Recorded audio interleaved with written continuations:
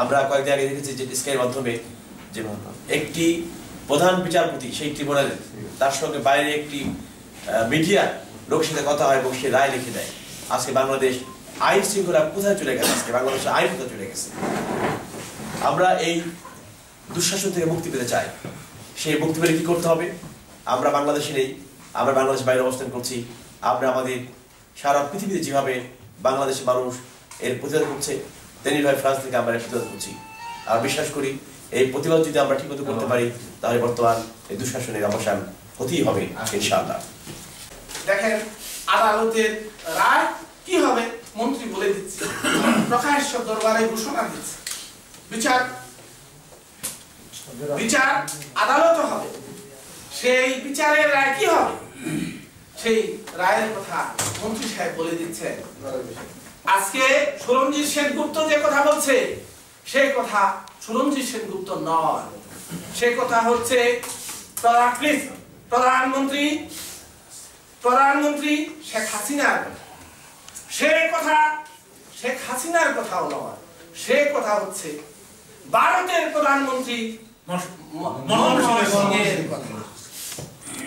সংগ্রামী সাথী ও বন্ধুরা, আপনারা ইতিমধ্যে দেখেছেন শুনেছেন যে মানবাধিকার বিষয়ক ট্রাইব্যুনালের যে রায়, যেখানে খ্যাতনামা আলেম সাইদি সাহেবকে ফাঁসি দেওয়ার জন্য যে নির্দেশ অর্থাৎ ভারত থেকে দেওয়া হয়েছে, অর্থাৎ প্রধানমন্ত্রী দিচ্ছেন, সেই রায়টি লিখে দিচ্ছে সেই ডেনহাগ থেকে একজন বিচারক। কাজে আজকে বাংলাদেশের বিচার ব্যবস্থা কোথায় গিয়ে দাঁড়িয়েছে? আজকে সেই 18 দলীয় ঐক্য জোটের যেসব নেতা, আমি শুধু একজনের কথা বলবো, আল্লামা দেলোয়ার হোসেন সাইদি। উনি জানেন উনি একজন আন্তর্জাতিক খ্যাতি সম্পন্ন মুফাসসিরে কোরআন। এখানে ফিরোজপুরের বহু লোকজন আছে। আপনারা তর্কের খাতিরে তর্ক না করে যদি সুষ্ঠু ইনভেস্টিগেশন করেন দেখবেন ওনার বিরুদ্ধে কোনো মামলা নাই। উনি 71 সে দর্শন অথবা সেই যে যুদ্ধ অপরাধের সাথে উনি জড়িত ছিলেন না। ওনার অপরাধ উনি ডানপন্থী রাজনীতি করে, ওনার অপরাধ উনি জামাত ইসলামী রাজনীতির সাথে সম্পৃক্ত, ওনার অপরাধ উনি জনগণকে বুঝাতে পেরেছে এই সরকারের কুকর্মের কথা, এই সরকারের ইসলাম বিরোধী বিষয়ের কথা, এই জন্য উনি যুদ্ধ অপরাধী। একটা যুদ্ধ অপরাধী যদি একটা মানুষ যদি সত্যি অপরাধী হয়ে থাকে তাহলে এটার দরকার একটা সুষ্ঠু ইনভেস্টিগেশন, সঠিক চার্জশিট হতে হবে। এবং যদি আন্তর্জাতিক যুদ্ধ অপরাধী হয় তাহলে আন্তর্জাতিক যুদ্ধ অপরাধের ট্রাইব্যুনাল আছে হ্যাগে, সেখান থেকে লোকজন এনে প্রয়োজনে সেটা আন্তর্জাতিক মানের বিচার করলে তাহলে জনগণ মেনে নিত। কিন্তু আজকে বিশেষ কিছু বিচারপতি, যিনি বিচারপতি নাসিমুল হক সাহেব, উনি কাদানি কাতমতলা নির্মাণ কমিটির একজন মেম্বার ছিলেন, ওনাকে এনে বিচার করানো হচ্ছে। অর্থাৎ মুসলিমীয় গৃহপালিত কিছু বিচারককে এনে যুদ্ধ অপরাধী মামলার একটা নাটক সাজিয়ে একটা ট্রাইব্যুনাল সৃষ্টি করে উনি বাংলাদেশের সে বিচক্ষণ রাজনৈতিক নেতাদেরকে শাস্তি দেওয়ার জন্য, ফাঁসি দেওয়ার জন্য একটা চক্রান্ত শুরু করেছে। যে চক্রান্ত আওয়ামী লীগের সেই পুরানো এই 71-72 চক্রান্ত, যে চক্রান্তের মাধ্যমে বিডিআর বিদ্রোহ করেছিল এবং বিডিআর বিদ্রোহের মাধ্যমে বাংলাদেশে প্রায় 17 জন আর্মি অফিসারকে হত্যা করা হয়েছিল।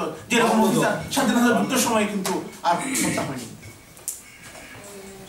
দেখবেন আজকে যারা জাহদ করছেন, লম্বা লম্বা কথা বলেন, এই যে হাসান আল্লাহ কিনু সাহেব, উনি কি জানেন না আওয়ামী লীগের হাত সেই জাসদের রক্ত রঞ্জিত হাত। সে জাসদের নেতাকে সিরাজ শিকদারকে হত্যা করে চট্টগ্রাম থেকে ধরে নিয়েছিল শেখ মুজিব সরকার, তখন পার্লামেন্টে বলেছেন কোথায় সিরাজ শিকদার। দেশের একজন প্রধানমন্ত্রী একজন মানুষকে হত্যা করে সংসদে এসে বক্তব্য দিতে পারেন, সে আওয়ামী লীগ আবার নতুন ভাবে বাংলাদেশের জনগণের কাঁধে সওয়ার হতে চায়। যে যুদ্ধ অপরাধী যে ট্রাইব্যুনাল, আপনারা দেখেছেন কিছুদিন আগে শুনলে স্কাই সংলাপ, একজন বিচারপতি আসলে কিছুই জানে না, সে ব্রাসেলসের সাথে বসে, ব্রাসেলসে ডক্টর জিয়াউদ্দিন আহমদের সাথে বসে কি কাকে কে ফাঁসি দিবে, কার আগে কে ফাঁসি দিবে, এই বিষয়গুলো তুলে ধরেছেন। এটা উন্মুক্ত আলোচনা সবাই জানে। তাহলে এইভাবেই যদি দেশের বিচার ব্যবস্থা হয় তাহলে ওই বিচার, ওই প্রশাসনের বিচারে আমরা বিচার পেতে পারি, যে আমাদের কেন্দ্রীয় নেতারা কি বিচার পেতে পারে।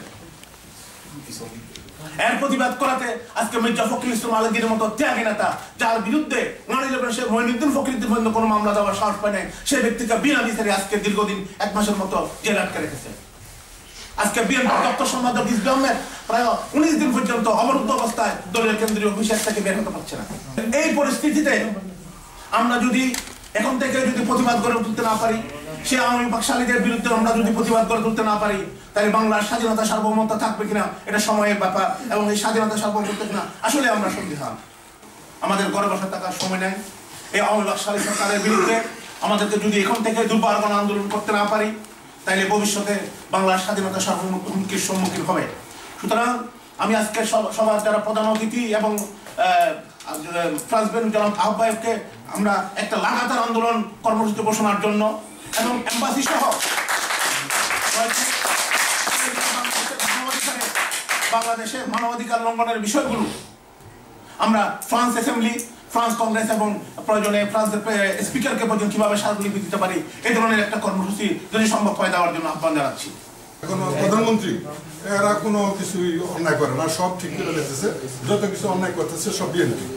তাদের বিএনপি এখন যা কিছু করে শুধু যুদ্ধ অপরাধীদের রক্ষা করার জন্য করতেছে, আর কোনো কিছু তাদের নাই, একটাই তাদের মাত্র বক্তৃতা। সুতরাং তারা যেভাবে ফ্রি স্টাইলের বক্তৃতা মিটিং রিসিভ করে দিতেছে, এগুলোর বিরুদ্ধে আমরা সবাই একত্রিত হইতে হবে এবং তুলে ধরতে বলছি। কেন আমরা এভাবে বলবো? আমাদের যারা এখন বাংলাদেশে যারা আছে, আমরা এখানে যেটা বলতে পারতেছি, বাংলাদেশে আমাদের নেতারা সেটা বলতে পারে না। আমাদের জেল থেকে মুক্ত করার যে সংগ্রাম, সেটা প্রচার এবং প্রসার চালানো, এটি হচ্ছে আমাদের মুখ্য উদ্দেশ্য। এখানে আপনার মানবাধিকার একজন কর্মী রয়েছেন এবং সাংবাদিক মহোদয় রয়েছেন। এটা আমরা প্রচার করব এবং আন্দোলনের তীব্র থেকে তীব্রতর করব। টর্চার সেলের নামে রাজবন্দীদের যেভাবে টর্চার করা হচ্ছে, যেটা অত্যন্ত অমানবিক। 68টি কারাগারে বর্তমান লক্ষাধিকের উপরে রাজবন্দীদের এবং নেতাকর্মীদের বন্দী করে রাখা হয়েছে, যেটা 4 গুণ, যেটা অত্যন্ত অমানবিক। জেলখানাগুলোর অবস্থা অত্যন্ত করুণ। এত নির্যাতন চালানো হচ্ছে। গতকাল বাংলাদেশ থেকে আমরা এক ফ্রেন্ড ফোন করেছে, তাকে এমন নির্যাতন করা হয়েছে যেটা অত্যন্ত অমানবিক গত 4 মাসে। এবং গত 2 মাসে প্রায় 10,000-এর উপর রাজবন্দীদের নেতাকর্মীদের 18 জন নেতাকর্মীদের বন্দী করা হয়েছে। বিশেষ করে বিএনপি, জামাত ইসলামী ও বাংলাদেশ প্রতিটা নেতাকর্মীদের অজস্র নির্যাতন চালাচ্ছে। এর প্রতিবাদে আমরা আজ মুখ্য দীপ্ত কণ্ঠে আমরা প্রতিবাদ জানাচ্ছি ফ্রান্স বিএনপির তরফ থেকে। সংগ্রামী সাথী ও বন্ধুগণ, আজকে পুলিশ বাহিনীতে বিভিন্নভাবে যে সমস্ত অফিসারদেরকে এবং বদল জানা হয়েছে, সেখানে আপনারা খুঁজে দেখতে পাবেন যে ছাত্রলীগের বিভিন্ন ক্যাডারদেরকে সেখানে চাকরি দেওয়া হচ্ছে। একটা নাম গ্রহণ করা হয়েছে যে মুক্তিযোদ্ধাদের সন্তান। কোন প্রকৃত মুক্তিযোদ্ধার সন্তান সেখানে চাকরি পায়নি। যাদেরকে চাকরি দেওয়া হয়েছে 99% লোক রয়েছে, সেটা দলীয় এমপি এবং মন্ত্রীদের দ্বারা নিয়োগ দেওয়া হয়েছে। নিরীহ নির্যাতিত মানুষ যারা দেশের জন্য, দেশের স্বাধীনতার জন্য মুক্তিযুদ্ধ করেছিলেন, যাদের সন্তানেরা আজকে সেই জায়গায় দুমুঠো ভাত খাওয়ার জন্য একটি চাকরি নিয়ে যদি সেই সংসারটিকে সচল করতে পারতেন, তাহলে সেই উদ্যোগটি সকলের কাছেই গ্রহণযোগ্য ছিল। আজকে তার বিপরীত সেটা করা হয়েছে, যার জন্য আজকে বাংলাদেশে বিভিন্ন জায়গায় আনেছে কোন আছে, যেখানে আইনের শাসন বলতে কোনো কথা বাংলার মাটিতে এখন আর নেই। পুলিশ বাহিনীর দ্বারাই আজকে বাংলাদেশে সন্ত্রাস বড় আকারে সেটা পরিচালিত হচ্ছে। অত্যন্ত দুঃখের বিষয় যে একটি গণতান্ত্রিক রাষ্ট্র, যেখানে গণতন্ত্রের লেবাসদারী সরকার হয়ে বিভিন্নভাবে বিভিন্ন কৌশলে গণতন্ত্রকে আজকে ছিনিমিনি খেলে পুলিশ বাহিনীর পায়ের নিচে আজকে গণতন্ত্র পিষ্ট হচ্ছে। আজকে যেমনি করে 1972-75 বাংলাদেশের মানুষের বাক স্বাধীনতা হরণ করা হয়েছিল, সংবাদপত্রের স্বাধীনতা হরণ করা হয়েছিল, ঠিক সেম কায়দায় সেম কৌশলে সেম কাজটি করা হচ্ছে। কাজে আজকে আমাদের আর বসে থাকার সময় নেই।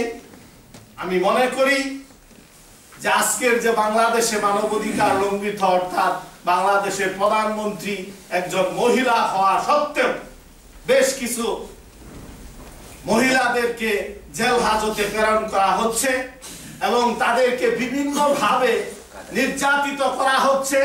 রিমান্ডের নামে বিভিন্ন জায়গায় নেওয়া পুলিশ বাহিনী, তাদের দলীয় পুলিশরাই ওদেরকে বিভিন্নভাবে নির্যাতিত করছে, তার কোনো সুরাহা হচ্ছে না। বিরোধী দলের নেতা কর্মীদের জেলের ভিতরে নিয়ে যে নির্যাতন, যে সমস্যার সৃষ্টি করা হচ্ছে, তারও কোনো সুরাহা নেই। আজকে আমাদের যে সময়, আমাদের যে আন্দোলন, সেটাকে অব্যাহত রাখতে হবে। এবং আমি মনে করি আজকে বাংলাদেশ জাতীয়তাবাদী দল ফ্রান্স শাখার পক্ষ থেকে আমাদের এই প্রতিবাদকে আমরা যতদিন না পর্যন্ত বাংলাদেশের এই স্বৈরাচারী সরকারের পতন না ঘটবে, ততদিন আমরা ধারাবাহিকভাবে আমাদের আন্দোলন চালিয়ে যাব।